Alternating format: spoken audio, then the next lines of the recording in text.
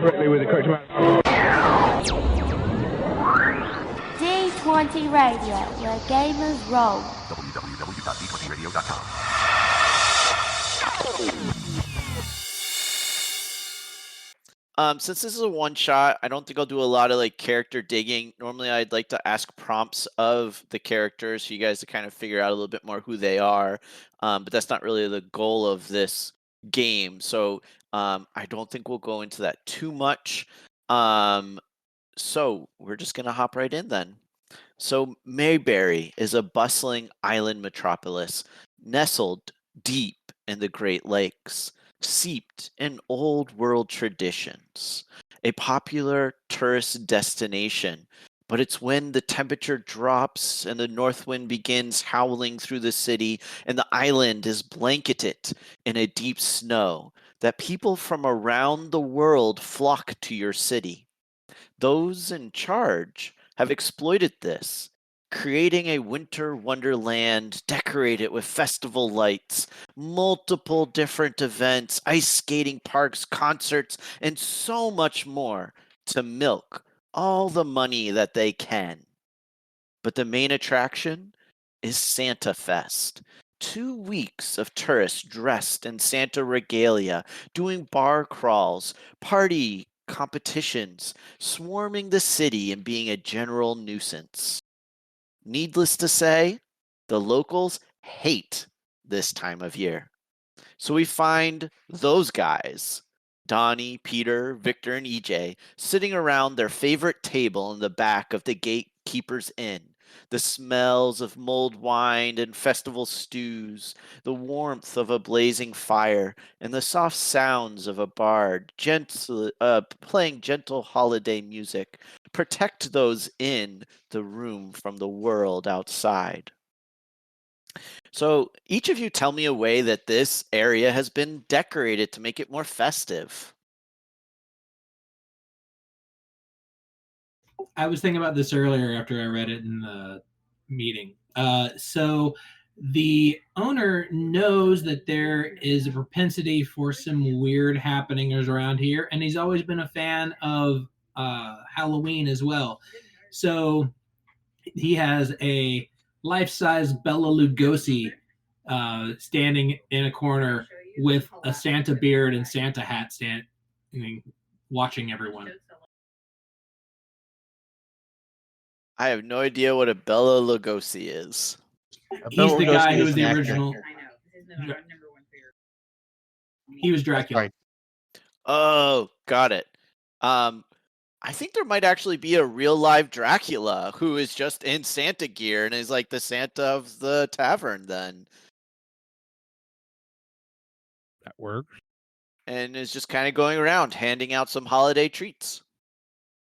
I love that. And All some right. plastic fangs. Steve, what do you got? I'd say there's probably just like the like plastic stringer wreaths that you buy, the whole string of like fake Christmas tree stuff.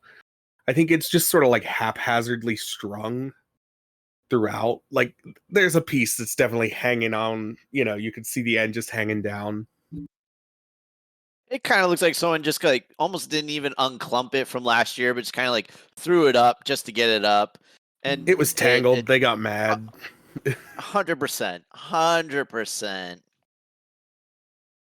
See, I was thinking that this is more of a towny bar, and perhaps it's done up a little bit like a reindeer hunting lodge. Okay.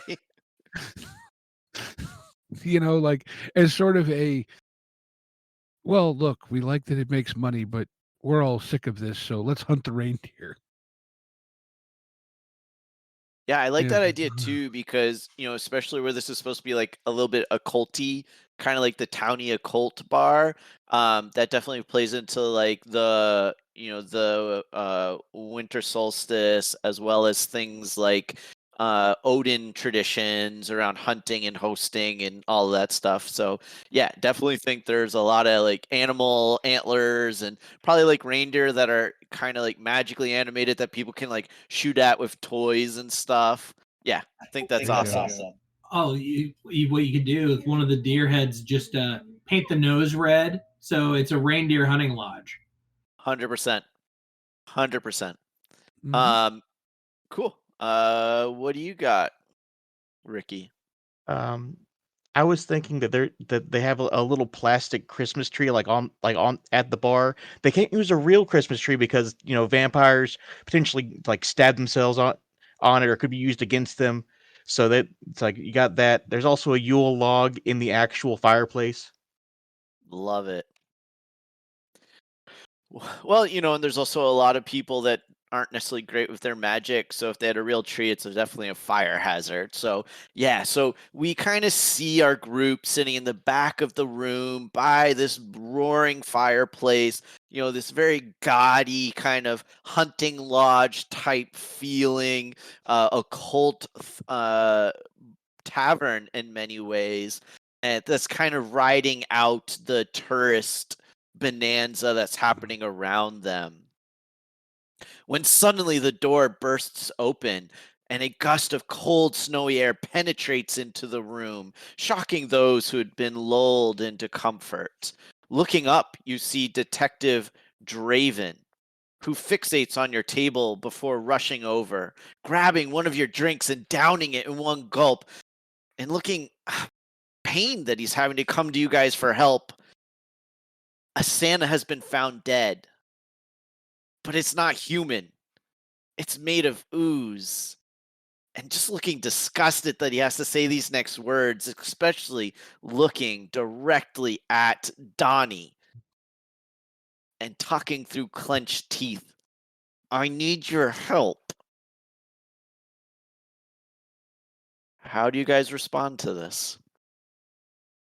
Was happy to help, detective. Sometimes you just need those guys. And let me tell you how excited I am that I have to come to you, of all people, for help, especially during this godforsaken week. I was gonna drink that. I needed it more. I can't believe I'm in this place again. I can't believe I'm talking to you, Donnie, again after all you've done to me. But you, and he puts his head in his hands. You're my only hope. Well, look, I can find out what Mrs. Wisniewski got at the grocery this afternoon if I really want to. So, what do you know that we need to know? Yeah. Jerry Strader, the assistant DA, has been found dead at his desk. We just thought it was the usual stuff, just overworking, maybe a little cocaine or something to help him going, and it's a busy time of year. But when we came to examine the body, well, it was all ooze. There was no blood. There was no. It's not human. My coroner is freaking out right now because he can't figure out what it is. So, you're saying the DA was ooze all along? I'm saying I mean, got no. slime is one thing, but I mean, we always knew that the DA was slime, but I didn't realize he wasn't actually human before. so this happened, what, at the courthouse? He's in his office building adjacent to the courthouse right now. We think he maybe was working on something, but honestly, we don't know. I don't know if this is him. I don't know if this has always been him. He's got no liver. We can't measure the liver temp. We can't figure out how long he's been dead for. Well, You think you guys can come take a look? Maybe you guys can figure out something? I know you guys kind of do stuff in that spooky world. just kind of turn and look at the rest of the crew with, that look of, well, what do you think? How much is it worth, detective? I mean, we can do the normal rates. I mean, I guess it is Santa Fest, so maybe some hazard pay we can throw on top. I don't know, boys. It's really comfy here. Donnie, come on. You owe me, man. Remember that thing you did to me? I mean, like, come on. You're in my debt. And this isn't even that big an ask. I'm offering to pay you money. And Money. you guys clearly need some money. I mean, Okay, look, but What? Oh, go. go ahead, Peter. Well, look, this is my thought. Why don't we go look at the dead guy? I can see what you already know. My informant. Maybe he knows something on the street. But dead guys, money. I like those things. I mean, that's why I People thought like of those to go. guys. Like, this is what you guys do, right? Like, this is we've worked together in the past. And I figured this would be right up your alley. I mean, he could throw in settling our outstanding bar tab to as a Christmas gesture to round it all Hey, out. hey, I know how much this Donnie drinks. All right, like I only got so much of a budget here. Maybe I can make some parking tickets go away. I've heard some things about a van with a dragon on the side. I know I can take care of parking tickets, but bar tab, I ain't got that kind of cash. Are you even old enough to be in here drinking? Of course, off. EJ, isn't that your name, EJ? Yep. Right. I'm My 24, mistake. and it's what my license Yeah. has said for at least 5 years now. That's what I thought. That's what I was thinking. Yeah. All right, cool. Is your van working right now? Could you guys drive yourself, or you need me to give you a lift? No, I Yeah, the think van's yeah, we'll come along, but you gotta, obviously we gotta get in the building, right? Yeah. I'll let the beat cop out front know that you're coming. And he's got like a walkie-talkie, starts squawking. He pulls it out. He's like, yeah. No, I got it. Yeah, no. Hey guys, look, I gotta go. These stupid Santa Claus people are driving me up a freaking wall, right? These dumbasses can't even figure out how to walk down a street without getting in traffic and doing some dumb stuff. I can't even believe they did this. It's driving me crazy. But they'll know you're coming, all right? And he's gonna pick up another drink from the table, down it, and just like, I hate this fucking week, and he's gonna take off out the door.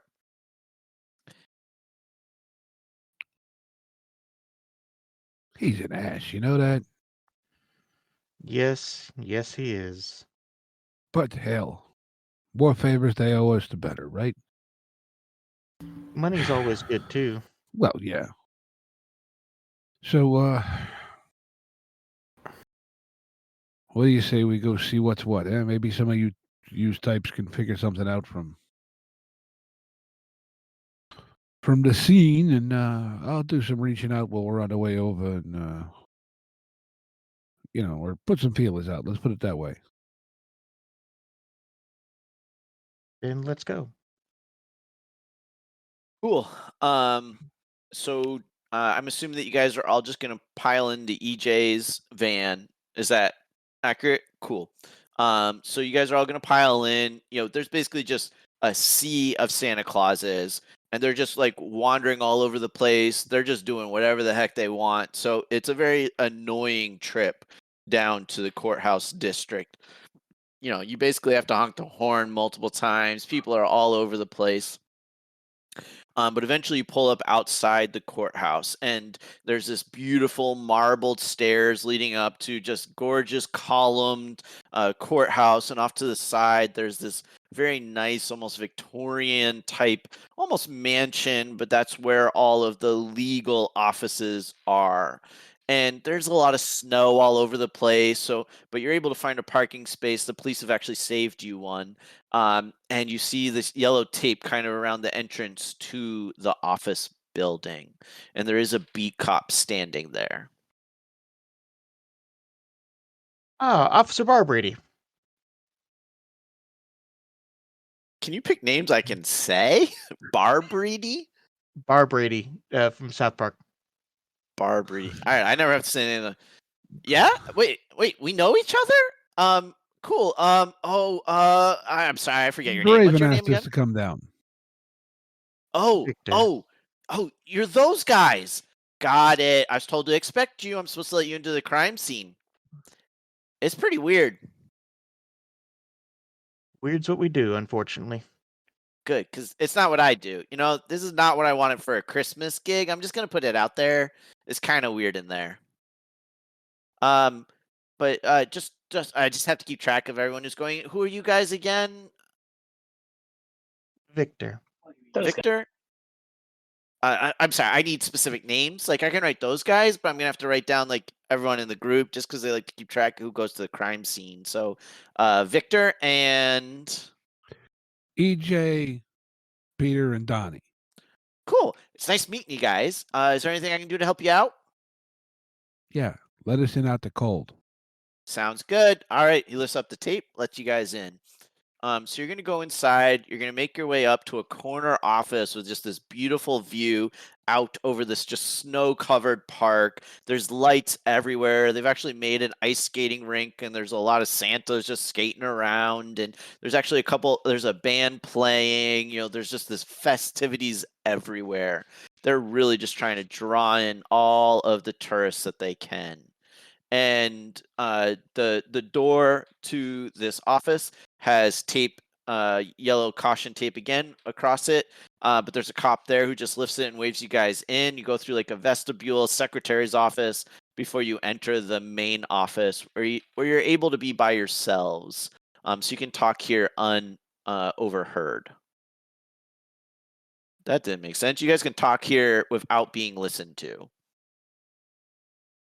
So, since this is your guys' first time kind of playing Monster of the Week, what we're going to be doing here is it's more of a you do it and I tell you if you make a roll or not type scenario. So a lot of times what's going to happen is you're going to say, cool, like I'm going to look through the room trying to find blah, or I'm going to examine the body, or I'm going to try to pick up some magical senses. And I'm either going to say like, hey, your character would be able to spot these things, or I'm going to say, all right, we need to make a roll for that. And the roles are most likely going to be investigate a mystery or read a bad situation. That said, you could potentially go try to find one of the cops or one of the potential witnesses around here, and that could be a manipulate someone role as well, kind of depending on how your character would approach the situation. So as you enter the room, there's this beautiful desk. It's kind of angled so that as you walk in, you're facing it, but there's also just gorgeous windows out the side. So the person has a great view of these parks. And there's just this body slumped over the desk. There's a knife in the side of the throat. And it's just the way it's bending, there's almost no bones in the body. You can tell that it's just like all limp noodle over the desk. It just doesn't look right.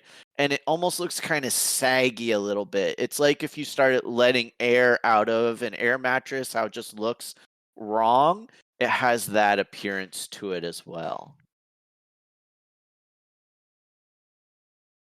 What do we smell? Yeah. So you smell, it smells like peppermint and pine trees, but you don't see any of those things in the room. Is there a candle or anything like that? No. So Ricky is looking around the room. Sorry, Victor is looking around the room, kind of examining, moving stuff on the shelves. There's that annoying lawyer wall of books that they never ever look at. And you're just looking everywhere. You check the outlets for scents. You look for like things, and you can't find any potpourri. You can't find anything. And as you're kind of moving around the room, the closer you get to the body, the stronger the scent. So what are other people doing? I can't tell if EJ is on wireless headphones or not, so I don't know if they're still paying attention. So Peter or Donnie, what are you guys kind of doing as you enter this crime scene room? I think Donnie actually kind of pulls off to the side and pulls out his flip phone and starts like sending out some, well, for the time, quick text. Like he's a very proficient flip phone texter. 100%. Knows all the like the quick text. Do that, Tina. And just kind of trying to send out some feelers to people he knows to see if there was ever any scuttlebutt about this guy being not human or special or, ties from this guy to weird stuff other than maybe any just, he handled a case or something. But even that possibly. Love it. So that's going to take a little bit of time for people to get back to you. But I'm going to tell you what they get back to you with, but it's going to take you like 10, 15 minutes to kind of like be sending out all these texts and getting responses. Mhm. So you get messages back from several different sectors. So, you have some legit contacts, you have some shady contacts, you have some occult contacts. And what you kind of get back is that this person was vanilla. They didn't really know about the occult world, but all of them are saying within the last week, this person started acting very abnormal. Their normal kind of political leanings were very different. They were making weird rulings. They were implementing weird policies. They basically just seemed to become a different person. They looked, they sounded, they talked appropriately, but something was off in the last week. And you kind of get like different versions of that from multiple different sources. You're able to piece that together. So cool. Okay. While Donnie is kind of texting, it's really weird for me, old Steve, that you're the one doing all this texting. Just going to throw that out there, Mister. I can't use technology. What is um, what is Peter doing in this space? So I think the first thing he does is he's gonna go ahead and ready himself. He's gonna pull out like just this black cigarette, stick it in his mouth. You're just gonna see this smoke sort of emanate up around his eyes, and he's basically just using his sight to look around the room, but focusing in on where the body is. Oh, I love that. I think that's so cool. Can you make me a roll? It's going to be a weird check, but it's going to be an investigate a mystery, if that makes sense. Okay, so just walk me through this then. Sure. So you're going to roll basically 2d6s, and you're going to add whatever your weird value is. Okay. Plus. And you are trying to roll above a 7, but the higher the roll, the better. All right.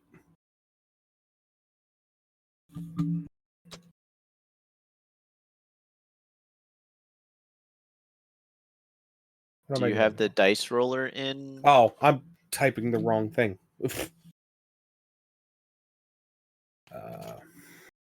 Oh, is it? It's just 2d6 plus Yeah, 2. I'm being dumb. Skin of your teeth. Skin of your teeth. Perfect. So what happens is on investigate a mystery, on a 7 to 9, you basically get to choose one question you ask me and I answer. If you rolled a 10 or higher, you get 2 questions.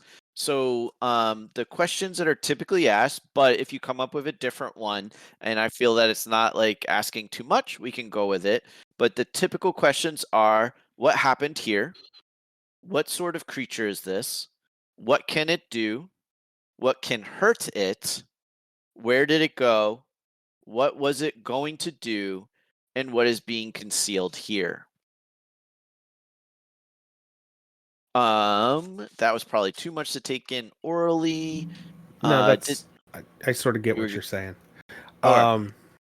So I get to ask one question because basically I have 1 over success. Okay, great. Correct. On the list of sort of suggested questions, I'm just going to steal it. What happened here? Perfect. What can I tell what happened here? Love it. All right. So what you see happen, so the smoke kind of coalesces over your eyes and you're able to kind of see the past almost in smoky haze. And you see that this individual kind of was speaking to themselves. This isn't who you are. What are you doing? Who am I? What? No. And you see him kind of actually cut his wrist with the knife, and he sees ooze drip out. No, I won't become a puppet. No, I won't do this. And you see him then shove the dagger into his neck, and he drops dead. So while Peter is smoking this, did you say it was a cigar? I'm sorry, it was a cigarette. You said a black. Yeah, just like a black cigar, whatever you want. You don't care what it is? Yeah, Okay. it doesn't really matter. Got it. So you see him kind of puffing, smoke comes out, and instead of drifting up, is hovering over his eyes. And you kind of see this glow as they're looking around the room, and is kind of, you get the sense that they're there, but they're not quite there at the same time. What is EJ doing?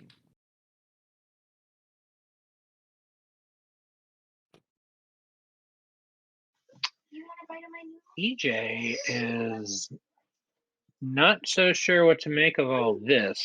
That poking at the guy's like wrist and watching things jiggle, like, yeah.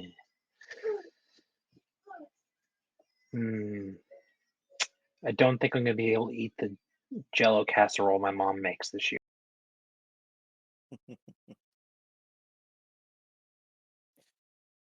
Cool. He's perplexed. He's pondering what he's gonna order for his next pizza.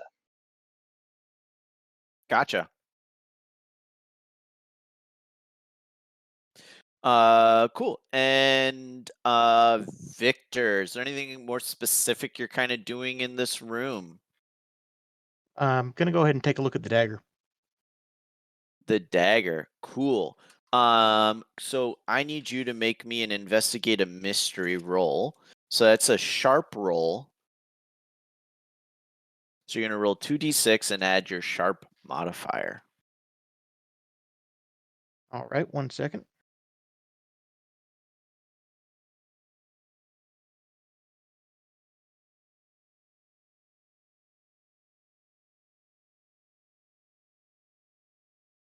Got a 7. Gotcha. So the questions are, what happened here? What sort of creature is this? What can it do? What can hurt it? Where did it go? What was it going to do? What is being concealed here? I think probably what is being concealed here is the most appropriate for you examining this specific knife. But if there's a specific thing you were hoping to learn, you're more than welcome to pose that question, and I don't mind answering it if it's not too much. What's being concealed here is probably the best option. Gotcha. So, what you see is that you. Sorry, your background is The monstrous. perfect. Okay. So, you kind of are sniffing near the body and you smell this weird scent, and it's almost like something was tethering this person to somewhere else. And you get the sense that this knife is actually really powerfully magical. It's actually a bronze dagger that has some hieroglyphs or ancient script on its blade, and it looks like they've more almost like they were trying to cut something coming out of their neck than necessarily slash their neck by itself. And now that I'm saying this, Peter, as you're still kind of examining the body and looking more specifically at the wound, you almost see, as the cut happens in the flashback, you see that there actually was this solid tether, and it actually looks like a candy cane color that was going off from this individual somewhere else. And you see when they go to cut themselves, they're severing that tether and killing themselves in the same moment.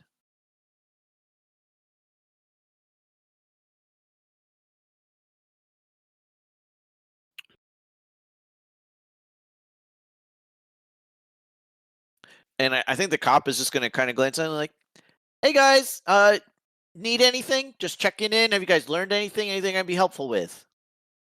Coffee, black. Got it. Can do. Bagel, cream cheese, or are you just a coffee guy? And I think Peter, as he says that, is going to turn around and with the sight so he can see the smoke. Oh, hey, bagel guy, would be nice, dude. Your eyes is doing something, man. Like, bagel would be nice. Got it. I'm going now because that's gonna haunt me. So yeah, coffee, bagel. I'm out the door unless you guys tell me something real quick. Just a coffee. Cool. Large jalapeno and anchovy. Right. That's not gonna happen. I'm out though, and the cop is gonna just like step out, and you hear him like just Hey, I need someone to cover for me. Like, yeah. I can't even say what I just saw, but I'm doing a quick run. Cool. Yeah. Bye. All right. So you guys have each now individually learned a lot of information, but at this point haven't shared any with the rest of the group. So do any of you guys feel comfortable kind of in character starting a discussion about what you're finding? I think Donnie kind of, was kind of out in like the receptionist area actually.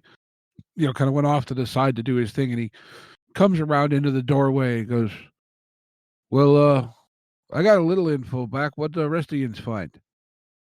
This knife is bronze, which is uncommon for it to be this nice looking at this point, and it's got a script on it. What language do I see that it is? Um, Is it hieroglyphics? Is it like runes? What situation? I don't care. Why don't you pick one that you think Ricky would have experienced in their long life? Victor would definitely have experienced. Definitely, yeah. These are runes. Okay, this is odd. Uh, and he takes some gloves and pulls it out, and shows it to everyone, and goes, "This is used to sever astral projection tethers." Okay, that's some weird shit. But see, my people tell me that about a week ago he started acting weird, like he wasn't himself, like he looked like it, he sounded like it, but we started talking all crazy. Like his daily coffee order changed, that kind of stuff. Like it just wasn't him. Somebody's possessing. And I'm sorry, I didn't make this clear. He started acting weird right at the beginning of Santa Fest. You guys are a week into Santa Fest, and the winter solstice is the ending of Santa Fest. Okay. So yeah, and my people tell me it all started like the same time as the whole big shindig. I know Santa Fest really makes people act like different kinds of people sometimes, but this is a little much. Yeah, but I mean, look, he's a local, right? He's like the rest of us. We're like, okay, yeah, we like the money, but damn. What about you, Pete? There's a lot here. There's a lot here. First off, which I don't think shocks anybody, we know he was murdered, right? Understand that? Well, I most can people don't assuage. stab themselves in the neck. Well, yes, I can assuage any other argument on that one.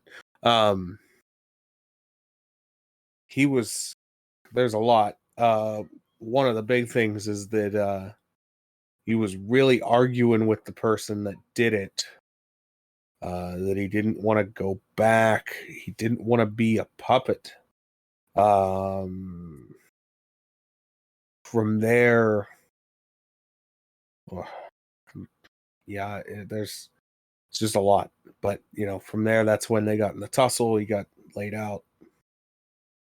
I don't know what to tell you. Okay, so wait, are you saying there was somebody else in the office? Yes.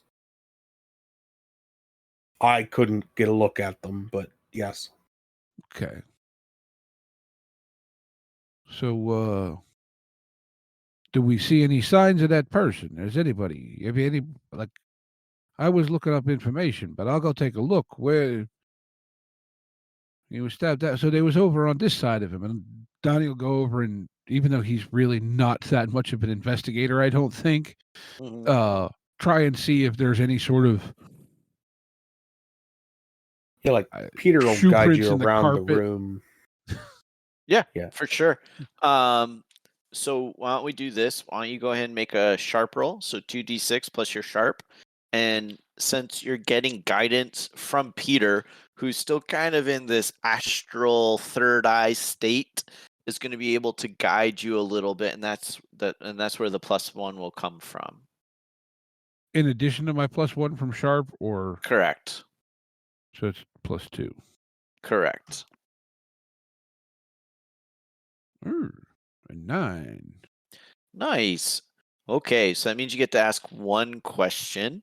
Again, this is kind of the investigative mystery tree. So the typical questions are: what happened here? What sort of creature is it? What can it do? What can hurt it? Where'd it go? What was it going to do? And what is being concealed here?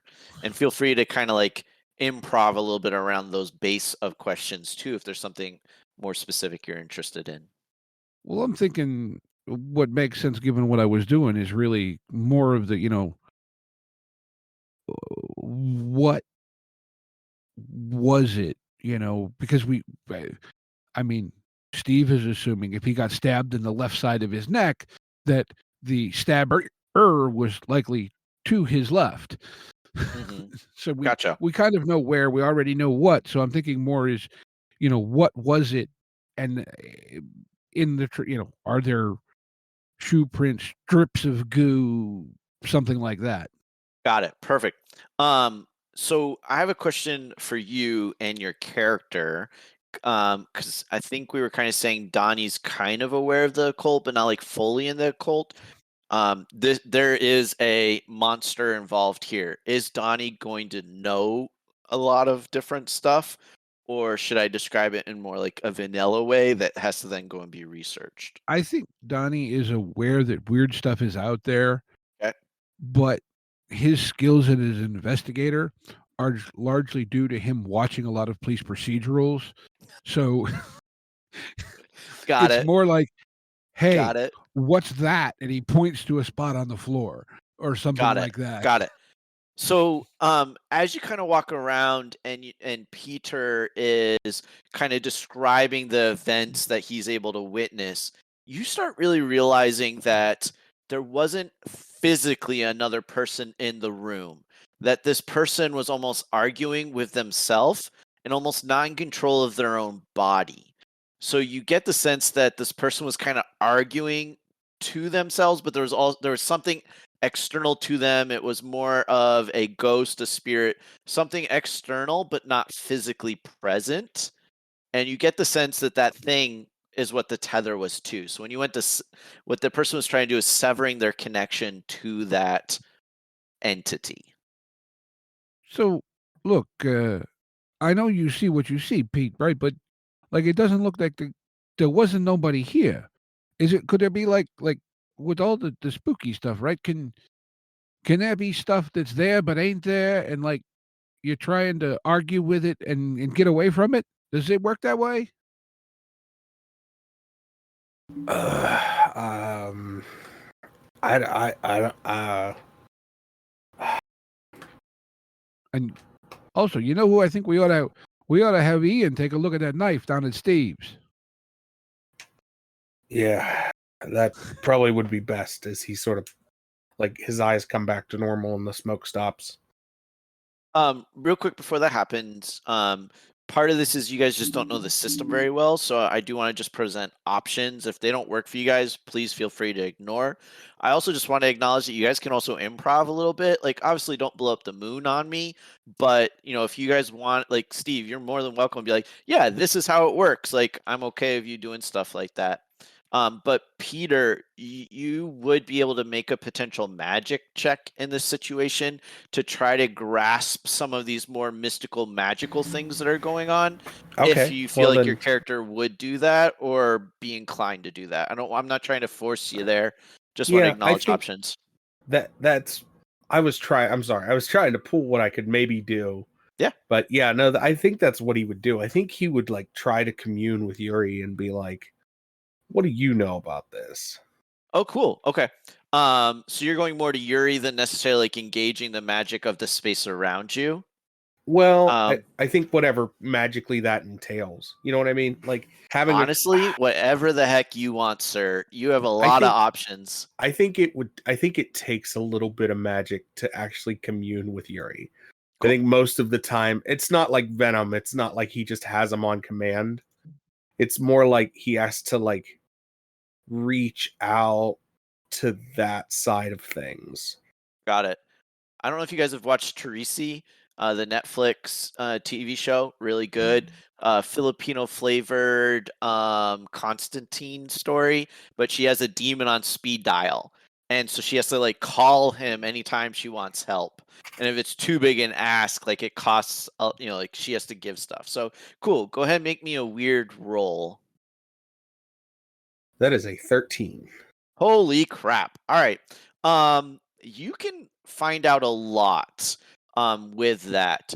So do you want to role play an interaction with Yuri? Or what would Yeah. your preference be? Well, I think just we'll do a little bit, but basically I think all that really happens is like for the rest of the party or whoever's in the scene, you just sort of see like a big puff of smoke engulf around me, and I'm just basically gone in that puff of smoke as far as you can see. Yeah. Um I love that.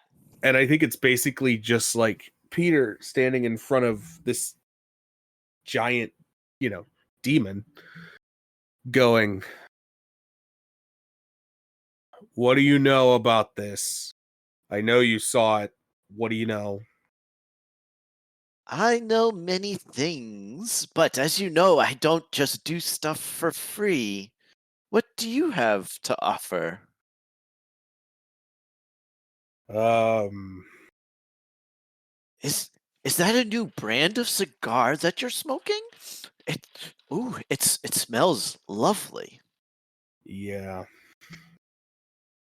Those are expensive. You want one? I very much would like one. Yes. And do you hand him one, or does he take the one out of your mouth? I reach in the pocket, open up, and as I pull out of my pocket, it's a little cigar holder. It only has 2 slots. Oh, one of the that's so cool. Yeah, and you very reverently, because Yuri, being a smoke demon, particularly loves anything that produces fun, exotic smoke or incense or steam. So it takes it and like smells it. Oh, this is a beautiful. Where did you get this from? The bodega on 42nd. But anyways, I have to go there sometime. But I'm so sorry. Yes, ask me. What happened here? Yes. What do you know about the Ooblix? The- The slime demons, the ooze demons? okay. Um, not much. So Oh, got it. Well, this is such a nice cigar. So basically, there is, well, how to describe it? Let's call it a breeder. It's basically a monster that feeds on thoughts and emotions and memories, and as it devours its prey, it's able to produce a ooze clone of that person who then goes out and tries to recruit more people to come to it, and it devours more, produces more ooze clones, and it's this continual cycle. It lives off of those memories and knowledges of the people that it devours. okay. And this is a clone that you got right in front of you. Right. So this was a news clone, and so we need to find the breeder because the original dude is being eaten by the breeder. Yes. Got it. My guess would be recently this happened. This clone is not a particularly old one. About like a week ago ish. Whoa, you're really good at this. How'd you know that? You know. Anyways, Magic. Magic's a pretty cool thing, isn't it? Well, friends. Friendship is magic, Ooh, that is very festive of you. Anyways, so no, I'll be going now. Thank you.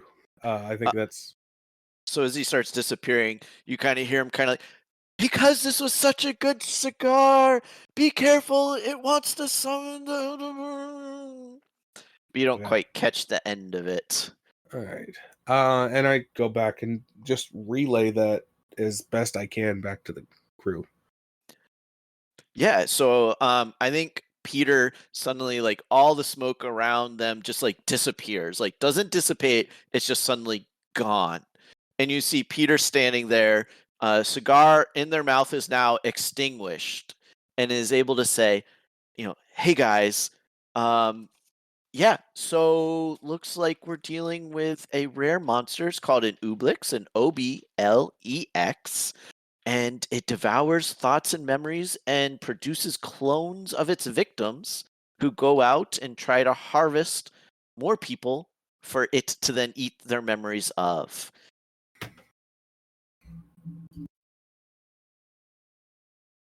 So what you're saying is there's more of these. They could be everywhere. What I'm saying is there's actual people in trouble, and these aren't the important thing. True.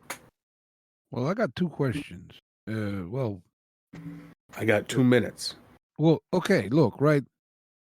Vic, you said that dagger, right? It does things with this stuff, right? Yeah. So Severs the every astral tie. He's killing the Oobleck. okay. Well, look. Everybody told me this guy, Jerry, right? He was just a normal dude. Like he didn't have no ties to anything, nothing like that. So how did he end up with this? But 2, is that something we're gonna need to like deal with this thing? I would take the dagger. I would take it. No, what's going on here is straight up that thing feeds off people. So he may not have made a raw deal, it's just hungry. Okay. All right. So we gotta what? What do we go to his house and see if it's shacked up in the basement or something? I'm telling you what I know. We gotta maybe that might be the answer, but I ain't that guy. This is just the beginnings of. So just to step in here to help guide you guys a little bit, just because it's a new system. And if this isn't helpful, let me know and I can stop doing it. But this is why I had you guys build out different locations and people within the city, because this is where you can potentially go to people to ask them about stuff. So like earlier, you brought up Steve's Emporium of Lost Goods. Like he totally would be able to help you, give you more answers about maybe the knife, where it came from, what can it really do.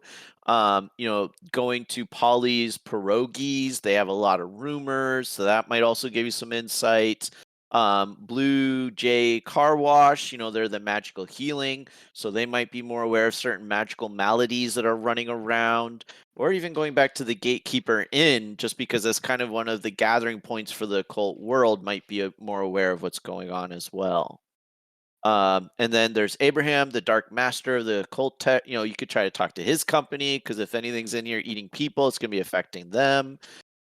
There is Morgan, who is the detective for Avalon, that would potentially be aware of. So this is kind of where you guys start looking at where do you go to gather more data.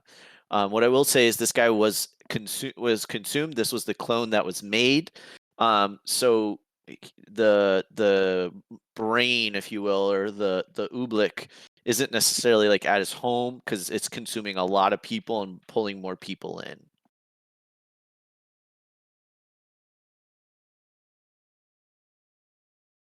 So we're gonna get someone to take a look at this knife. Got it. I feel like that's somewhere to start, right? I mean, hell, chances are that kind of stuff, if it comes into this town, probably came through Steve's, Probably. or Well, he'd let's know all about hop it. in the van. I got some leftover pizza waiting for us. There you And go. I just want to be clear, can Victor carry this knife, since that's their this is the thing that they're sensitive to? Well, remember we changed that to Dark Master.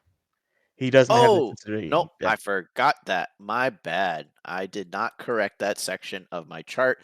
And now that we're like an hour into this, if we're also recording and going to broadcast this, we are going to need to do character intros at some point as well. So people think about how they want to introduce their characters, so we can put that bit at the beginning of the recording so people have any idea what the heck is going on. Perfect. All right.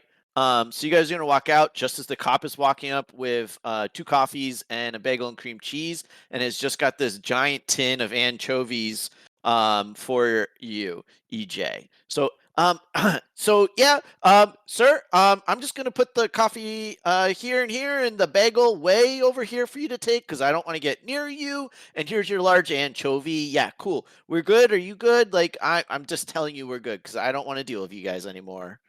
Smoky eyes was scary. We're fine. Thank you, detective. No problem. Should I Oh, keep? I'm gonna keep officer. watching the room. I'm gonna stay here and watch it. If you need to come back, call me ahead so I can go on my break. All right. Thank you. All right, give me your number. Cool. Hands you a business card. All right. So you guys are able to make your way outside. It's actually started snowing a little bit. Somehow there's more Santa Clauses, and they're just staggering everywhere. They're just in the way, making a mess, knocking trash cans over. Two of them are like leaning against the van. Like they're just horribly everywhere. What do you guys do? It's a shame that Santa can't afford better than Schlitz and Rolling Rock.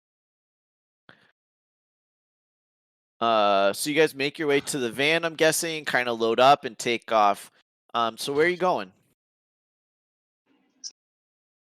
I think we were headed to Steve's. You're gonna go Yeah. Steve's Emporium? Mm-hmm. Perfect. All right. So you guys kind of wind your way through the town. You know the streets well enough how to avoid the really like bar heavy, partying heavy, like where all the people are sprawling. So you're able to make moderately good time in this snowy kind of afternoon. What is Steve's Emporium of Lost Goods? What does it look like? I don't know. I was kind of picturing it as sort of almost your classic kind of rundown pawn shop. Maybe either like a low kind of wide cement block building with probably like glass block windows in the front. Just a sign over the top that's maybe got a bulb or two out behind it. So like the top third of it doesn't really shine through the Lexan, that's got the printed sign stuff on it. 100%. So this store looks like it's been here for 100 years. There's a couple like old guitars and maybe like a really old TV in one of the windows, but like it's not been dusted in a while. Cool. Are all of you guys going in? Sure. I am. Yeah. Cool. All right. So you guys walk in, and the inside is rather sparse. It's a big space. There are things there, but it's not that like crammed pack feeling that you get when you walk into a pawn shop or a Goodwill, even. There's some nice stuff on the wall, there's some really crappy stuff on the wall. And behind the counter, there's just the oldest person you have ever seen. You can't tell if it's male, you can't tell female, you can't tell anything about them, just that they are ancient. And they're just kind of, just leaning on the counter, staring out the window. There's like a couple Christmas lights, only like two of them actually work that are blinking. The rest of the chain is just out. And they're just looking out the window at the snow.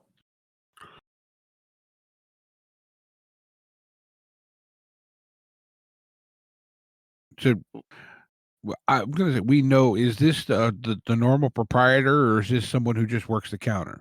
Gotcha. Have you guys been here before? I think we have. Sure. Yeah, then this is the owner. This is Steve.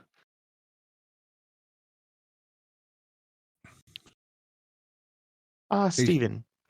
It's like I believe it's like my cousin over here has something to talk to you about. It's actually just Steve. Actually, I don't know how to do like a really old voice. It's actually just Steve. Steve, not Steven, not Stevie. Steve. Well, look, My in any apologies. case, right? You look, rumor has it that well, let's say you handle a lot of the weird things that come into town, and I've been here for a long time, and I've made it my business to handle lots of valuable objects. You might say, yes. well, look, my boy here found something that well, it looks to be kind of special, and like I said, word on the street is that you know a thing or two about special things, and maybe you could tell us something about it, or maybe if it even came through, eh? I mean, it was I could, but what's in it for me?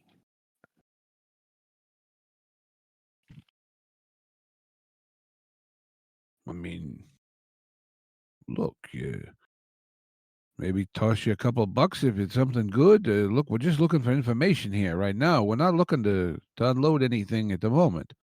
But Although I know people who are always looking to find a good price, so I can send them your way. but you see, knowledge is the true thing of value. So I can't just give you knowledge for nothing. Well, So at this right. Let's point, see. you're either going to have to offer something up or try to make a manipulate roll to try to talk them into helping you out. Okay. Well, I was actually thinking, um, with my fixer background, Mm. it specifically goes to buy something, sell something, etc. I can actually use charm, um, which I think is I don't know if it's the same as manipulate or not, but It is. um, It is a charm check for manipulate. um, Should, should you want to go ahead and make me a charm roll then? sure. My drink is shading my keyboard.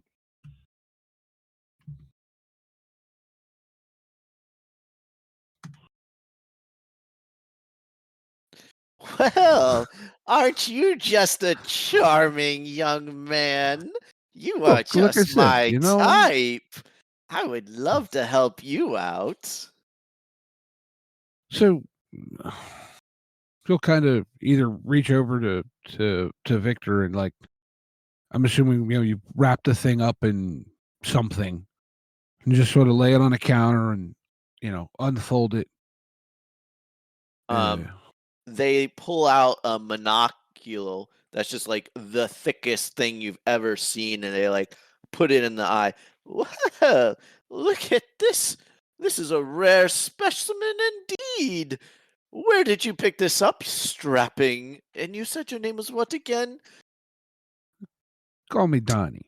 Hey, Donnie. I, why, Donnie, this is a lovely specimen, almost as lovely as its owner.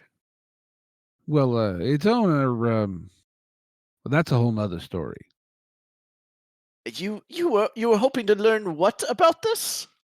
Well, let's just say where we found it wasn't a likely spot, so I thought you might have maybe it come through your place, or you might have an idea how it got where it was.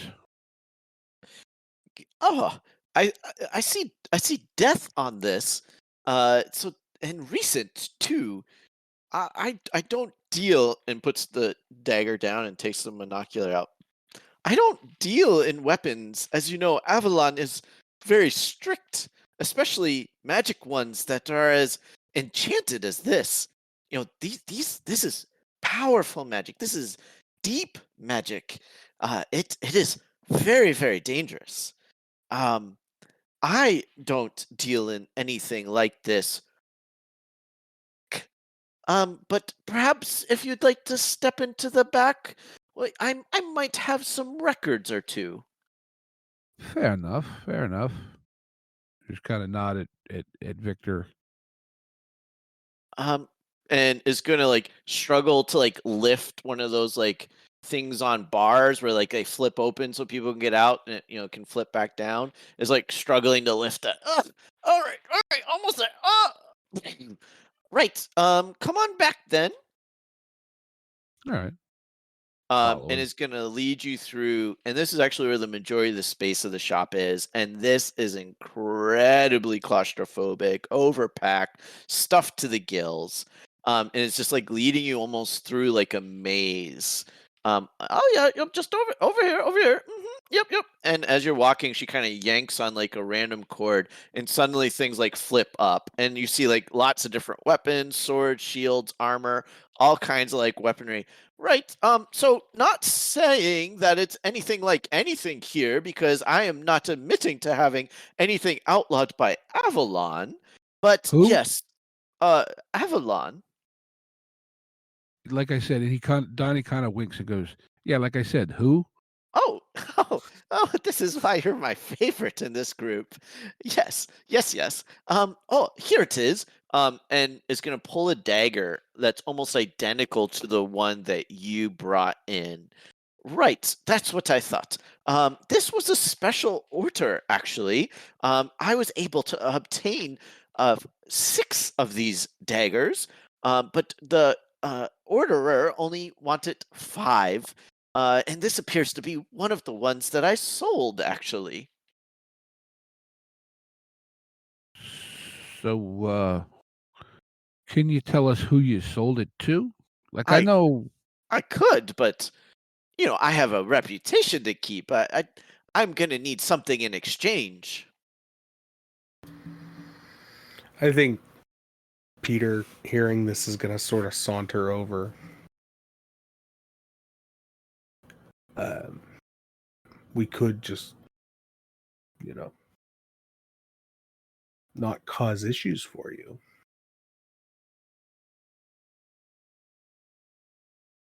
You see this individual kind of stand up a little straighter, and they tap something on their chest, and you get this sense of energy kind of reverberating off of them.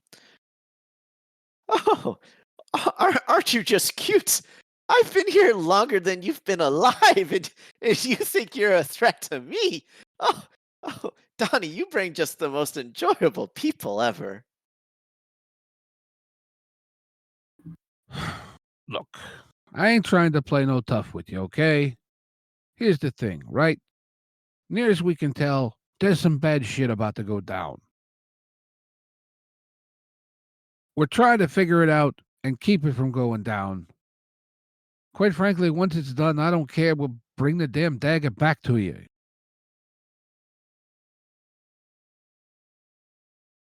You can recover at least 4 of the daggers. I think we could have a deal.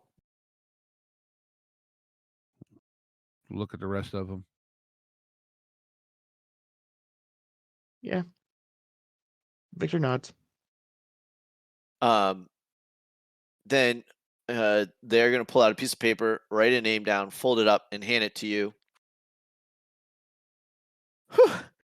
And they're gonna lean in and kind of whisper to you. Donnie says, "Your friend there is very scary, actually.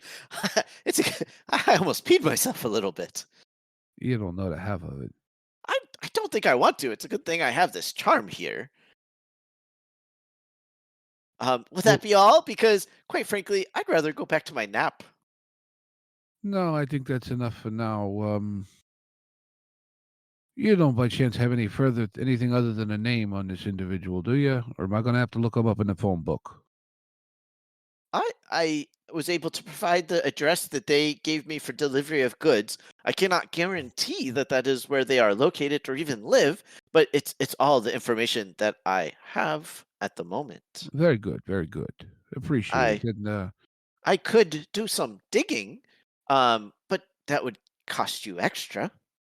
I think for now you've done more than enough, and we'll see what we can get you. And if I know anyone looking to get rid of some stuff, I'll send them your way.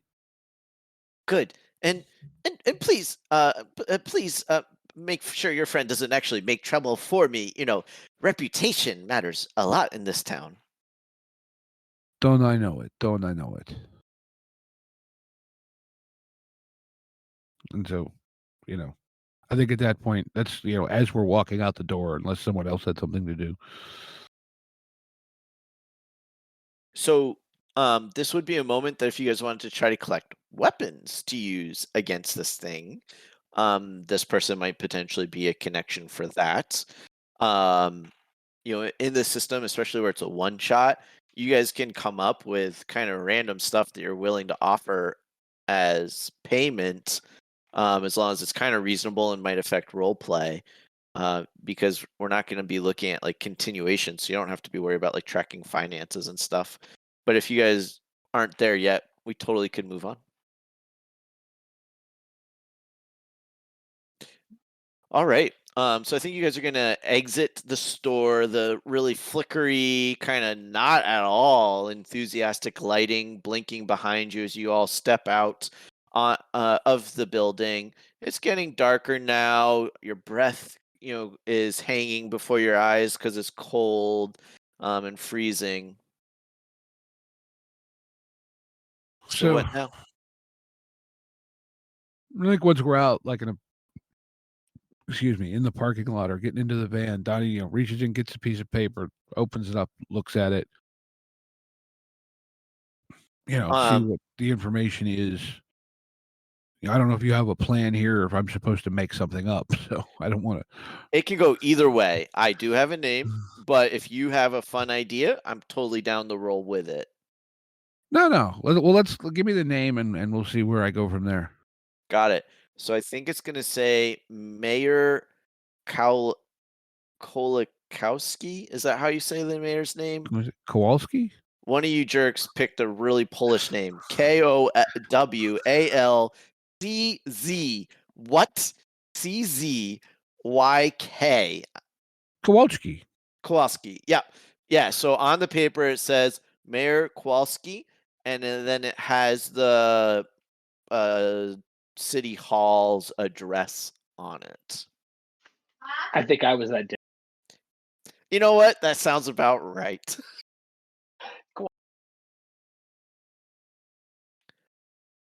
So I think Donnie's eyes get big. He goes, hey, y'all ain't going to believe this. The Daggers went to the mayor's office.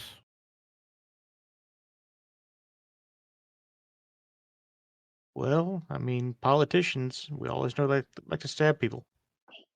The mayor has always been known to be pretty shady. So you think the mayor's been possessed too? Well, either that or the mayor had, and I'm just going out on a whim here, but what if the mayor knew something was likely to go down and got these as like a preemptive thing just in case? Like, I don't know,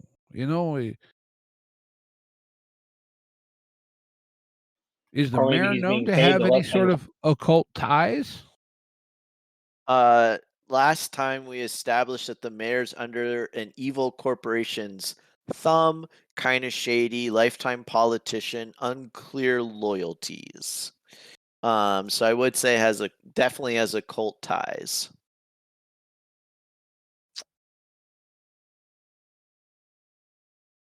Or could it be someone that works in the mayor's office doing it under the name? Very possible. And Donnie, hold on to this. You're gonna need it. Was it the dagger you just handed The over? dagger, yeah. Yeah, Okay, basically flip it around, hand it over. cool. Okay. So Donnie, you now have a magic dagger, Woohoo! a magic bronze dagger. Which seems to Alright. work on ooze demons. Which So means you would have ruled the stone. So as you guys are standing kind of in this not entirely nice part of town, a group of Santa Clauses kind of start staggering down the street, and you hear just kind of like festive, like weird. It's just like, oh, holiday, just really holiday type, like, but almost like drunken, slurry type noises as they're kind of like just moving around as you guys are talking at the entrance to this shop.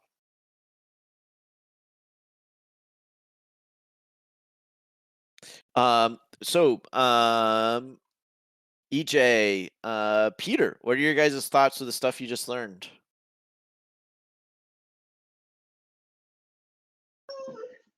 The idea that might be somebody in the mayor's office, but not the mayor, is very intriguing because, everybody knows the mayor's kind of shady and there's this, with him. So if you're doing something in his office, but you're not him, you're kind of like under his,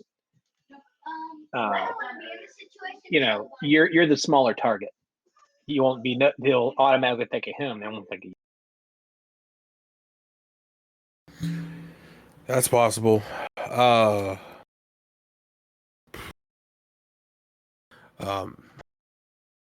think the bigger issue is it could be the mayor,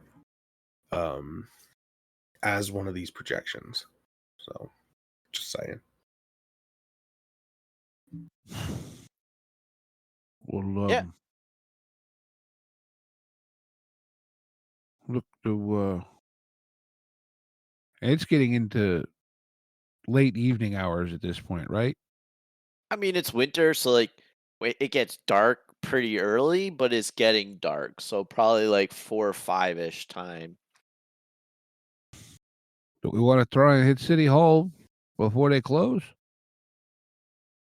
I think as you I know say what you're- this, you hear a kind of a noise, and you turn to see the group of 3 Santa Clauses, and 2 of them are kind of stumbly, but one of them is now up and erect and pointing a finger at you, and it's talking in this voice that just doesn't feel right for the figure.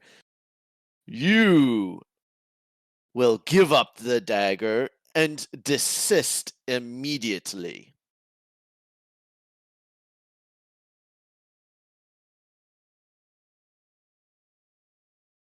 I believe he's talking to you, Donnie. I'm still carrying my pizza that was delivered to me earlier. No, it was a can of sardines. You asked or Oh. large anchovies. You asked for a large anchovy. You didn't say pizza, so the guy got you a large thing of anchovies. Oh, I tried to say a large anchovy and jalapeno. So Sure, he just sure. didn't. He didn't So get he that. got a Yeah. large jalapeno, and he's got you a can of whatever. You didn't say a pizza. I would not have thought that was a pizza combination. So you have those random ass things. I'm kind of trying to borrow from Shaggy there with the weird food. Got it. Yeah. Well, you have it.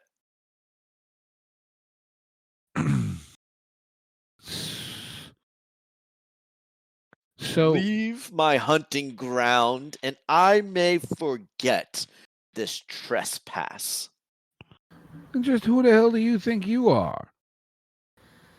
I am that was and that shall be. I am the harbinger. Oh, is you one of them like that French cartoon guy, Ooblex? That who you is? I, how dare you don't respect my authority?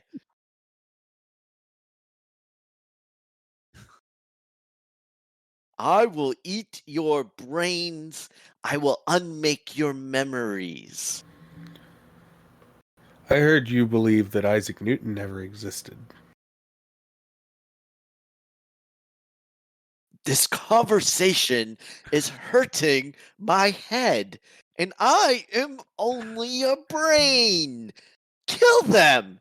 And the Santa Clauses in front of you actually start vomiting up basically candy cane like globs that they take, and they basically start throwing this at you guys. So we are now in combat. So the way combat works is you, the players, are going to be making different rolls depending on what you're trying to do. So in this case, it's typically going to be kick some ass, protect, read a bad situation, maybe act under pressure, and then use magic. I don't ever get to go. Every time you guys take an action, one of the monsters has a reaction to you in your dice roll. So, do any of you think you have an idea of how you would react to ooze clone Santa Clauses attacking you with peppermint slime?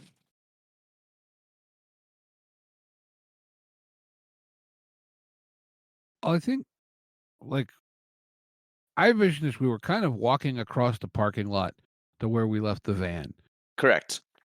and you know, Donnie carries a ball bat, but you don't carry a ball bat in your coat because it just doesn't fit. So, I think at this point, Donnie's like, thinking he's going to whip open the door and grab his ball bat. Sure. And, I don't know. Again, not that familiar with the system, like. So feel free to just describe narratively what you want to do, and I'll tell you how it works. But I think he's like, kind of reaching for the ball bat, and like if they're actively like throwing this at him, I can see him like making like some sort of smart ass comment and trying to hit it back at them. It's like, I don't know, it just feels like to me like maybe they in these giant peppermint candies that are flying Yeah. at you. Yeah, totally. Yeah. They're like these like basically giant, those like weird peppermint candy balls you sometimes get at restaurants. And they're just being hurled at you like just giant snowballs. One of them is kind of like almost making a sword out of it. Like it's just like weird. It smells like peppermint. It's a weird thing. So, totally that's a doable thing. One of the things I want to acknowledge is in this system, you need to learn about the weaknesses of the monster that you are fighting.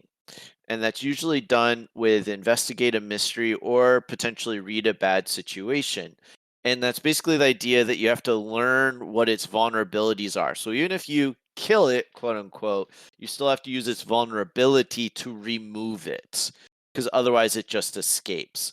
So yeah, I love this thing. I see like you guys were basically like getting to the car, like, oh, I wanted a pizza and I didn't get one. Oh, like we should go to town hall. And then suddenly this monster like yells at you and you see when it kind of is no longer possessed and goes back to being this clone.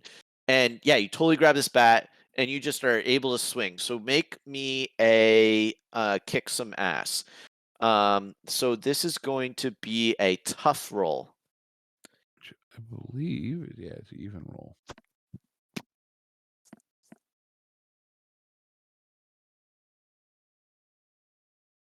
And yeah, not so well. Oof. Yeah. So you wind up with your bat and you go to swing and you mistime it. You clip it and the ball actually ends up smashing into your leg, and as it hits, it splinters and your entire leg is almost encased in this candy cane like substance. It is going to do 2 damage. Do you have any armor? I don't remember if you have No, armor I on don't your think I gear or had not. any. Not in my gear. Got it. So then on your character sheet, there should be, what is it The called? harm track. Harm track. So you take 2 harm, and remember, you failed a roll, so you also get 1 experience. Oh. Oh, wait. So we go. right below the harm track is the experience track. Cool. And as this hits your leg and starts like solidifying around it, you feel one of your memories start to dissolve and disappear from you, almost as if this attack is draining it from you. Donnie, what is the memory that you lose? I'm thinking, just because Polish Town's such a big thing, one of the things Donnie really enjoyed when he was like kind of a teenager is the local sports team did like pierogi races, and Cool. he got to participate. Cool. But now that's leaving. Yeah, I love that. So I think you kind of like you're left. It's like one of those times where you like you remember something, but you can't remember the details, and you like remember being happy, and you kind of almost remember the smell of the pierogi and the emotions, but like the details are just gone from you. Mm-hmm. Cool. Who wants to go next? So I haven't gotten anything out of the van because that's where my weapons stay. But Donnie's getting attacked, and I still got my anchovies. So I'm to what could go wrong and charge into danger. And hey, leave Donnie alone! And I'm gonna fling the jar, open the jar, and fling all the jar and all the anchovies at the Santa. Got it. So This to me sounds like more of you're trying to protect someone else than you're trying to necessarily do damage. Is that an accurate statement?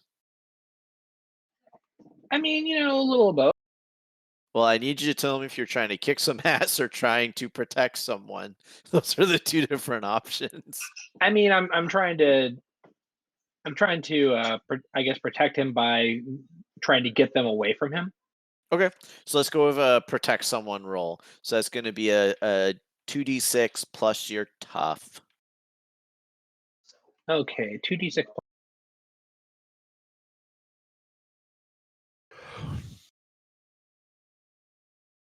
Perfectly average. 7. Perfect. All right, so your options are you are basically able to protect this person moderately well, but they will still suffer some of the harm. So you are able to reduce the damage that Donnie just took by 1. And you will take it instead.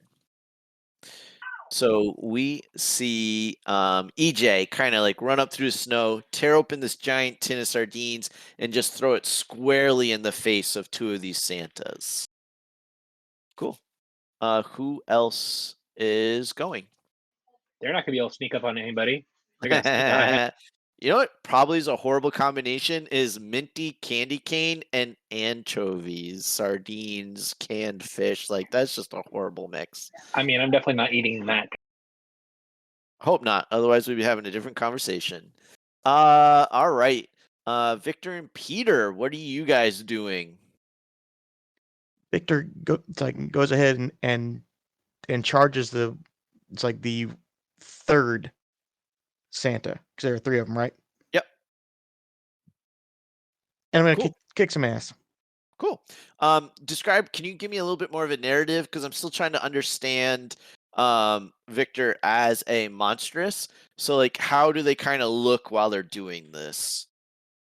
He kind of hunches over and runs on all fours and then leaps. It's like had them claws come out of his hands and goes that way, basically like pouncing. Very cool. All right. Then go ahead and make a kick some ass roll for me.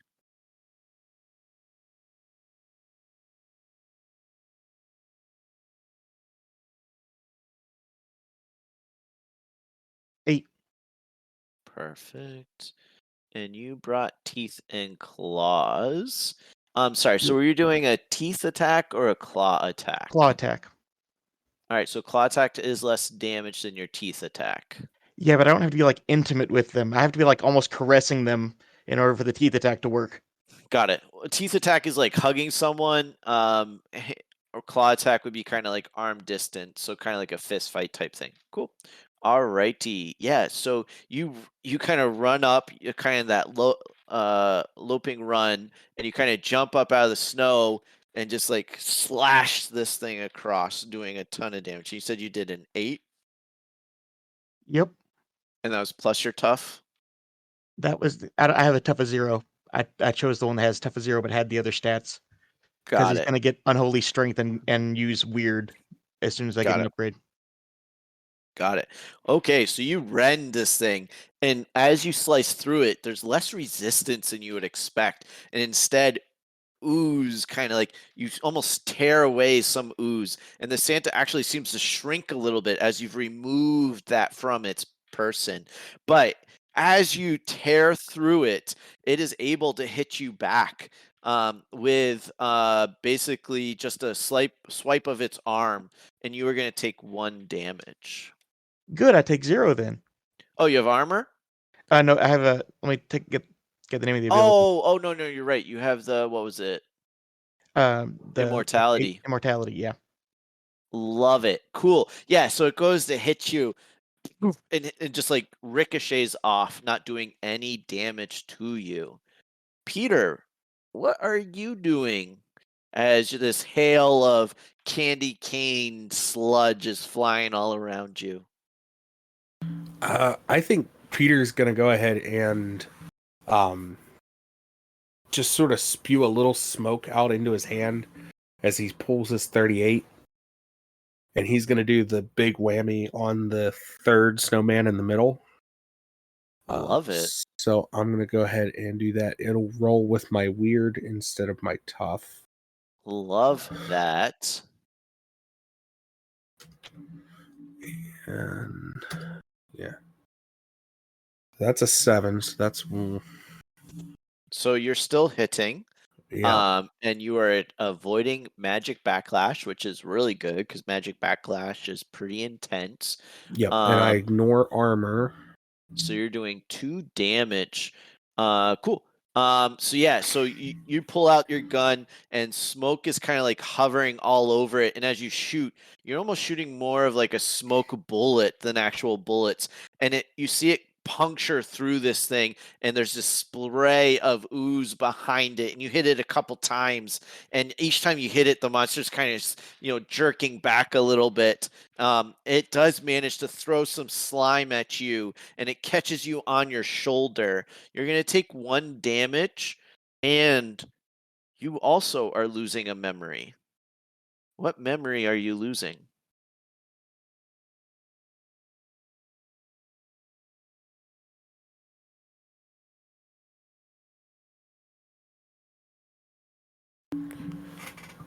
I don't know. I think he's losing one of the memories like from before he was with Yuri. Yeah, cool. Yeah. So it's like there, but you just can't quite remember it. It's kind of faded from your thoughts. So the Santas are shambling. The other 2 that are not engaged with Victor shamble closer, continuing to throw these slime balls of candy cane. What do people want to do? So again, just we can continue kicking some ass. You can try to read a bad situation. You can potentially act under pressure, or if someone wants to investigate a mystery to kind of figure out how to damage these people, those are all options. I'll do investigative. Yeah. Okay. So go ahead and make me a roll. Kind of narratively, what is EJ doing? I'm trying to figure out, with the things I've seen, like what seems to have been affecting them. If I can maybe figure out, if there's something that we can do that will work better. Love it. Cool. Go ahead and make me a sharp roll, please. Also,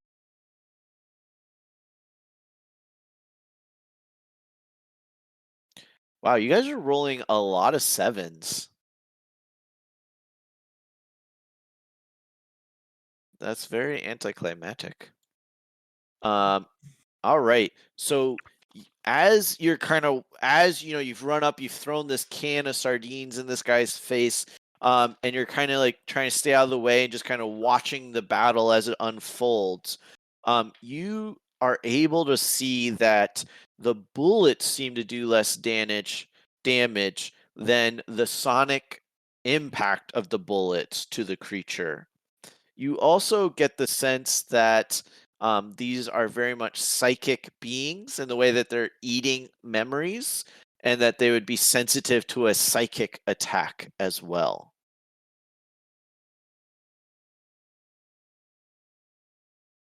Does EJ kind of share this information with everyone?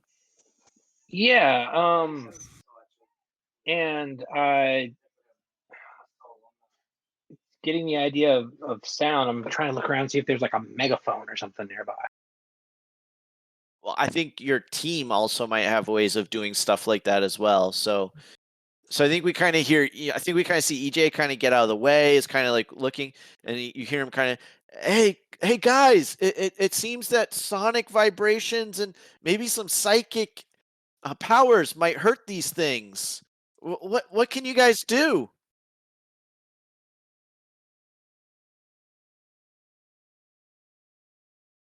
So what can the rest of the group do? Hmm.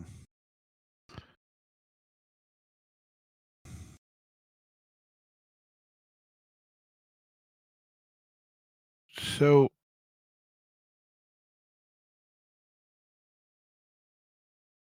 I have an idea for something that I think Donnie would do, but it doesn't really tie into that. Doesn't matter. You can do whatever the heck you want. I'm just putting opportunities in front of you. Mhm. So I think Donnie kind of realizes that, okay, well, that doesn't, but this knife that Vic just gave me a second ago is weird and they want it. So he kind of reaches into, inside his jacket, grabs it, and kind of like pulls it out of the wrap, like very, Tommy Lee Jones, Steven Seagal, and Under Siege.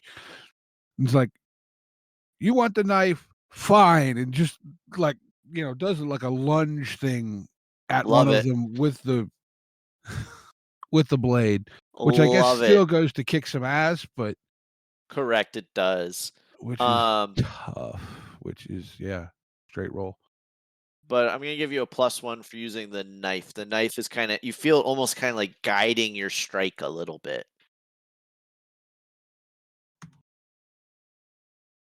Damn.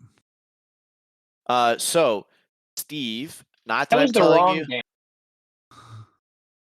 Now, I'm not saying you need to, but there is the mechanic of luck, which you can use to say that you rolled a 12 on that roll, instead of a 3 on that roll.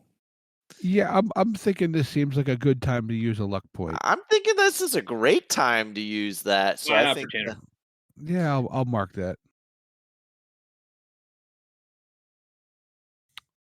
So all right.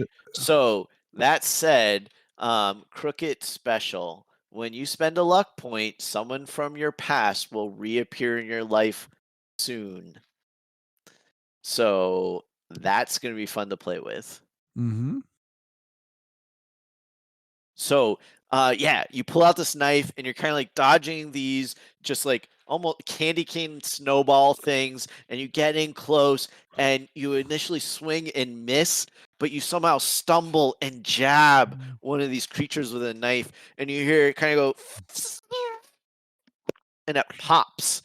And the entire, and you're kind of covered in ooze, but the and very minty candy cane smelling ooze is now all over you, but that one clone is gone, and it's almost like its psychic energy has been absorbed in the knife, and you kind of feel like the knife might be holding some memories in it. Cool.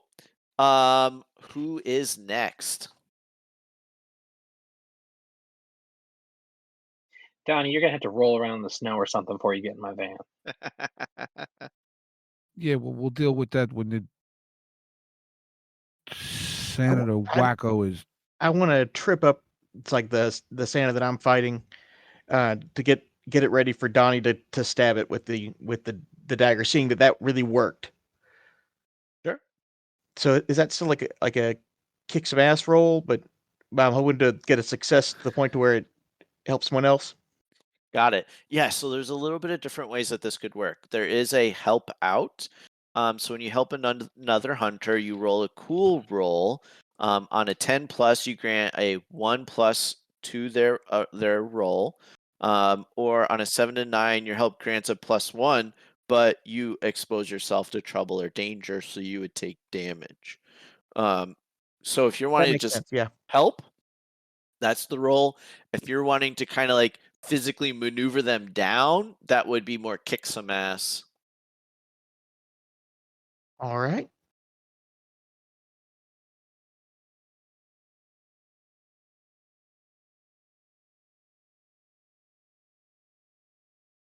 So go ahead and make your roll.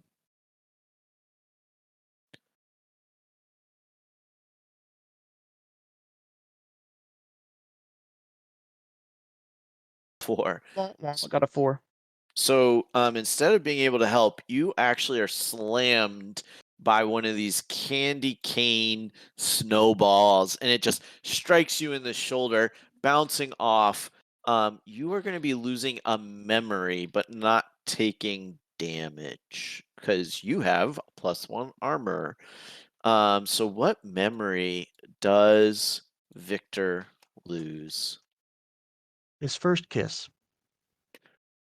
Whoa, that's like what, 1,000 years ago? It's 112 years ago. Thank you. 112? Gotcha. Okay, my bad. I forgot how canonically old your character was. I didn't say.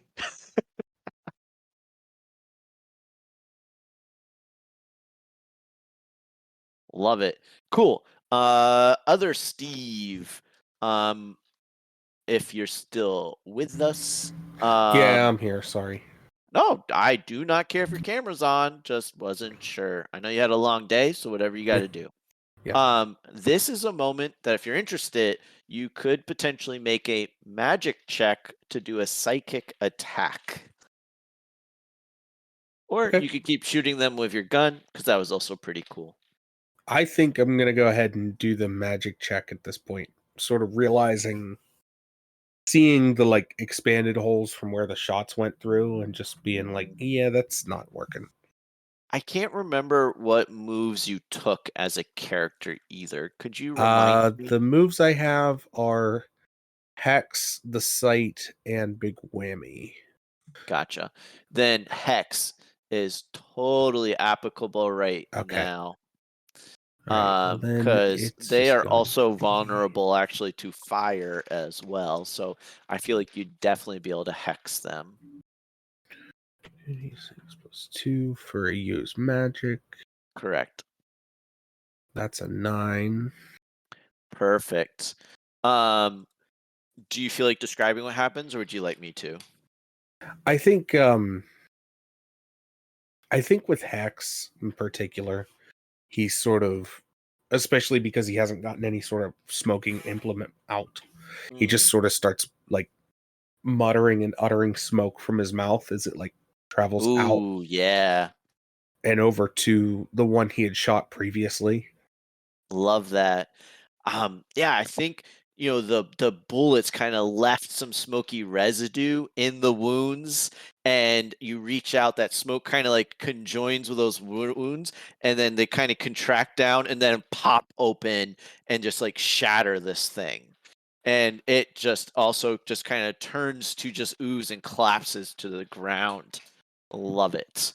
The last monster, the one facing Victor, kind of lets out a howl, and it reaches his hands into his mouth and pulls them out with candy cane claws and starts stalking towards Donnie with the dagger, almost just absent-mindedly batting aside Victor as if just not even caring that you just ripped him apart, and is coming at Donnie. Technically, EJ, you have gone the farthest or the least recently. If you have something you'd like to do, otherwise this thing is going to definitely go at Donnie. I'm pretty close to Donnie. Can I go, Donnie, the knife, and grab it from him and stab? Up to Donnie. Sure. Yeah, Donnie just sort of does this kind of flip thing and tosses it to you, like kind of like, and it's handle first, and so you can just kind of grab and strike in one motion. Yep. Have you guys watched Old Guard? Netflix movie? They have some of the most amazing choreographed fights. It's from a comic book, but they do a lot of shit like that. They're basically immortals that have fought together for lots of years. So they're constantly just like, as they're fighting, just like randomly like passing stuff, and someone else is there taking it. It's some of the most beautiful choreograph. Nice. Make me a help out roll though, Donnie, because I think you're definitely helping out EJ in this moment. Okay. And EJ, what's your weird rating? My weird is I'm sorry, I missed that number. 0. 0? Okay. Hey, that's a 10. Yay! Nice. So, EJ, you are able to catch this knife out of the air. Make me a kick some ass, and you get a +1 because Donnie's badass toss. All right, so kick some ass is a tough. Oh, wait. And +1 from Victor's help out also, right? And +1 from the knife. No. Yeah, +1 for the knife too. Sorry, I did canonically make that a thing. But Victor also tried to help out earlier, as well. So you get a +1 from him too. Okay, so my tough and 3 +3. +1s. Yeah. Okay, so That's that's 2d6 plus 4. that is a crazy roll. I shouldn't have made the knife so powerful. Got a 10, which means I Nice. rolled a 6. Is the funny thing. I keep rolling 6. Yeah. So I think you might even be behind this monster as it's stalking towards Donnie, and you catch the dagger and slam it into its back, slicing it down, and it kind of like splits open and then does that like kind of like implosion pop. And you too now are covered in ooze. And you suddenly become aware of memories. It's almost like the dagger is absorbing memories from the ooze clones that it kills. And that is the end of the combat. You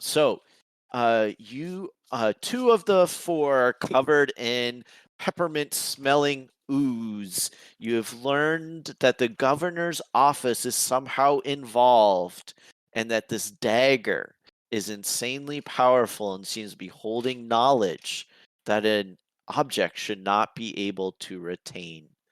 And I think this is a great moment for us to close this session. Do you want us to do those character intros to get re-edited back? I I can don't pull them think out of the session 0. What I was also thinking is well, I hear what you're saying, Steve. And if people want to, I think a quick, simple introduction of their character, I think, can be really helpful. Like a lot of different shows is like, hey, I'm this person. I'm going to be playing Donnie Kawakowski. I am a crook. That just like a simple back thing. If editing is just to give you something simple and basic, because also that way you can potentially put that at the beginning of each episode. Nice, simple, sweet. I don't think we'll do it tonight because, young Steve had a long day and is tired, and I don't want to make him have to think more than he wants to. And this will also give you guys a chance to kind of think a little bit about your character intros as well, just so you're not put on the spot. Yeah, and honestly, even if you guys want to, I'm sure you've all got Audacity or GarageBand or whatever. If you wanted to record something on your own and just send it to me via email or whatever, you could do it that way too if you wanted to. Heck, we can all use the record option on like Facebook Messenger and send you a message and you can save it. Don't be so smart. No one likes to show off. Then I'd have to figure out how to import from Facebook Messenger. You'd have to make a Facebook account first, Steve. No, I have a Facebook account. Oh, yeah, sure. You remember the password? Yes, it's my MySpace I can't remember the password for. Well, this is MySpace. perfect Oh, timing. I just ran out of sake, so I think this is a great moment to end this session. That was fun. I do want to just do a quick debrief. If people are burnt out and need to go, please feel free. I just want to make sure this was enjoyable, that you guys are enjoying the system, the story, all that stuff. My feelings won't be hurt. I really think it's important just to check in and make sure things are going okay. Ricky, things you like, things you don't like. I had fun. Okay. I'm liking the system. Cool. I'm liking the interaction and the improv. Cool. And we need to get. It's like the pacing is a problem, but that's because we're learning the system. So Yep. that's not really a thing you have to worry about there. I'm just pretty positive on this. Cool. Is there anything I could do differently to help you function in this system better?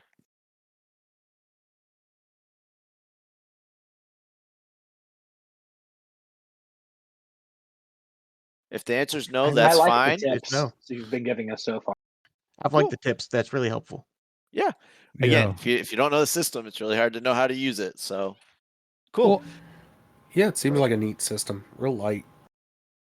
To add into kind of some things you touched on there, I think there's also that, we are all learning the system, and there's also that where like to a certain point where we've all played together partially before, there's also that, because I get the distinct impression, even during our session 0, that all 4 of us, or probably all 5 actually, a lot of times tend to be, well, what does the group need? I'll play that character. Yes. And so it's really weird when you all have to make a character and you're trying to figure out, because everyone's trying to figure out the hole to fill, and when you're all trying to find the hole, it's this weird feeling out process, which I don't think, it's nothing about, you as a GM. I'm having a blast. So Well, yeah, like I know the kind of characters that Ricky likes to play, so it's like, well, if he's going to do that, I can probably safely go over this direction, and yeah. Well, and I also, and this isn't judgmental at all because there's different styles of play, and I'm going to fully acknowledge that I'm a rules lawyer, which is like the most horrible version of players ever. But Might I think you guys are all also very hesitant to take the spotlight. And so I think there's a lot of moments where you guys are starting to like really role play really well, and then you're kind of like, "Oh, I'm talking too much. I got to control my ADHD, so I'm going to stop talking now." And realistically, like first off, if I didn't talk in a session, that would be an amazing session. I would love that. Second off, I'm pretty like low key. Like there are only certain things I might have to be like, actually it's going to be a little more of this, but you guys have a lot of freedom to kind of make up things. I just need to understand what your intent is, because I think sometimes it's easy to say this happens and I don't know what you're trying to do, so it's hard for me to help empower and make that thing cool. But so don't be afraid from taking up the spotlight if you don't want it. That's totally cool. But you know, the end of the day, the more you guys talk and interact with each other, the more I have fun. So don't worry about that again, unless it's not enjoyable for you. no, But I think, yeah, you're hitting on. I think all of us are sort of trying to be conscious of not, so to speak, hogging the show, and it's creating those weird pauses of, well, who's going to say something? Because I just said something. It's someone else's turn. well, and it's my job as the GM, in my opinion, to help ensure that everyone has moments in the spotlight. And I think it's your guys' job as players when someone is having a moment in the spotlight to do things to make that cooler. So, you know, to pick a little bit on Peter, like when Peter's doing this like mystical shit, like, you know, you guys probably haven't seen a lot of that before. So there are little things you could be doing to make that cooler. Or like when the dagger happened, I think you guys acknowledged that uniqueness, and that's not stealing the spotlight, it's enhancing it and helping that be more of a thing. Or like if you guys, or I feel like Hagen, you kind of did this when you're like, oh, Donnie's got a dagger that can do something, how can I make that work better? You were really trying to facilitate that moment for him. And those are the moments where like role playing can become really fun, because it's not about you being the spotlight, it's about you creating this awesome moment that then can happen. Well, the way that I tried to design the character was like a braver version of Shaggy. And if you look at the 100%. abilities that I chose, it was things to like go into combat, like help people and Yep. protect and whatever.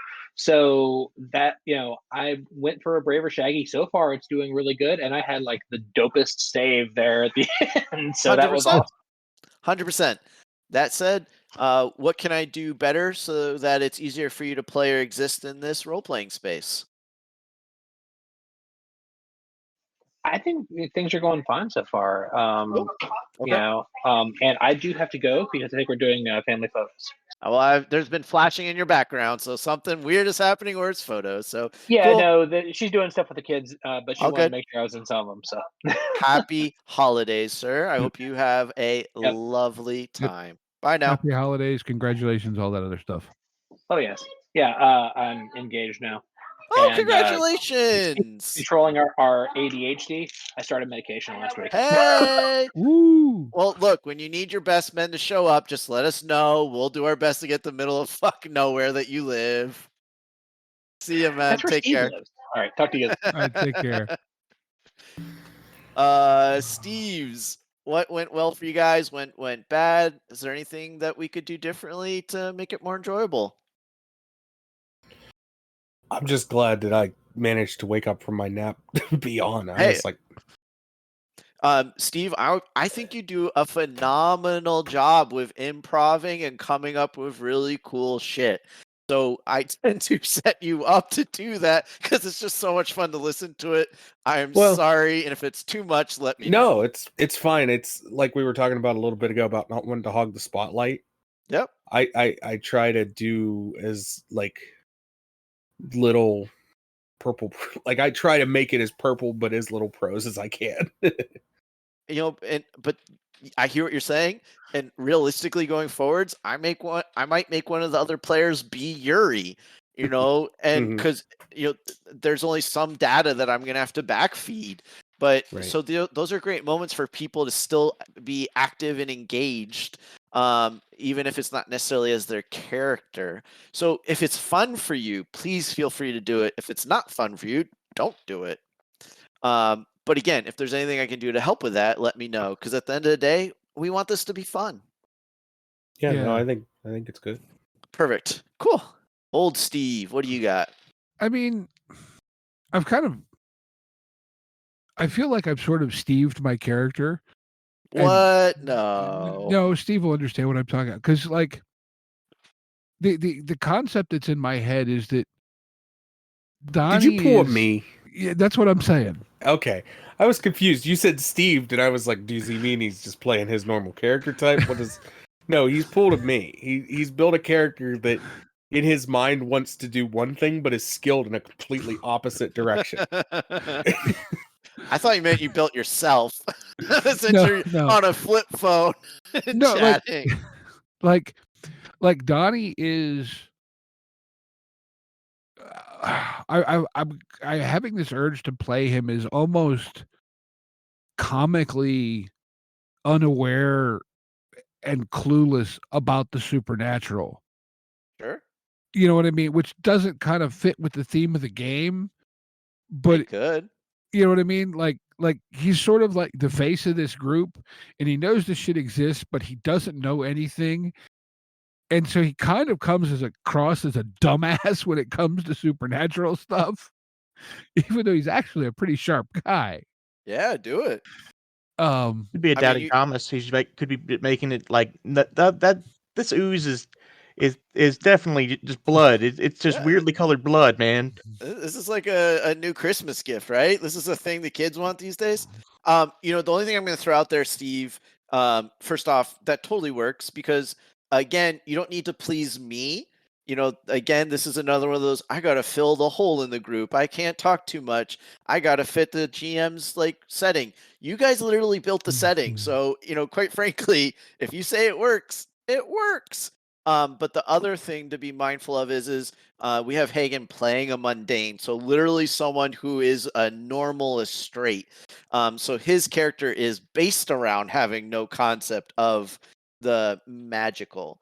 So I think what could be more interesting is if your character knows part of the magical really well, so then has these blind spots for other areas. Like, oh yeah, I know all about magical items, but wait, my best friend is able to cast spells? Like what?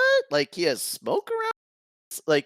So being more specific with it, I think let your character have better content or concepts or moments. Fair. Okay, so more of like he's cognizantly aware of it, but Has big holes. more like he knows that people know things, but he doesn't know them himself. Or what about this? Maybe some of your contacts are occults. Maybe you have a couple spirits, or maybe a couple fairies, or maybe a couple demons that are actually contacts for you. And so that stuff really well. You're gonna know objects because you can make money off of them and they have value. But you're not necessarily gonna know all, and you have some idea of Avalon, but you're not gonna know power structures, or you're not gonna actually know how magic actually works. You just, oh, that's valuable. I can sell it for more money, but I have no clue what actually the nuts and bolts are. And once you kind of narrow that down a little bit, then that gives your character this more unique kind of fun feel, and will let you lean into that and make narrative moments more. Yeah. No, that's kind of like that's where I was kind of a little, because I felt myself kind of wanting to go down that almost mundane route, and Sure. it didn't quite feel right, Yeah. if that made sense. No, I definitely see your character as being a mover and the shaker, and therefore moves and shakes in only certain areas, and then has no idea about other areas. But does not at all, like, well, he'll say shit that makes it obvious he doesn't have a clue in those areas. He Yeah. won't admit it. Oh no, no. He could never admit it. So yeah, so thinking about kind of like those nuances are what are going to give your character some better depth and make them a little bit more fun to play. And then if I know about them, then I can put moments in place where your character's going to have to respond and be like, "Hey, like I chose a bronze dagger because I forgot that we had changed weaknesses. So I purposely put something in place that could kill one of the team, but you guys need the dagger to complete the mission. So that's such this great conflict for you guys to play around." Mm-hmm. Cool. But is there anything I can do differently to help or facilitate gameplay for you? I don't think so. I mean, like, I'm very happy with what we did.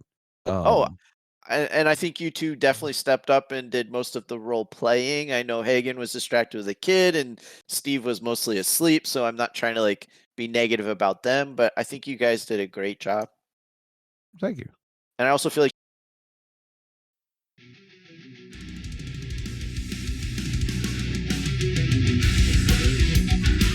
Intro and outro music by the band 12 Noon. You can email us at meandsteverpg@gmail.com. You can find us on Twitter and RPGs.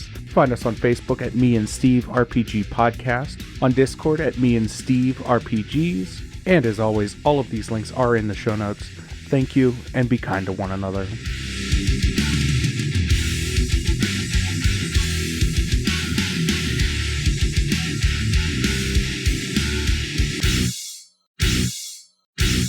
How much for the cigar? Cigar, $20, dog. You gotta go down the street to the store and buy that.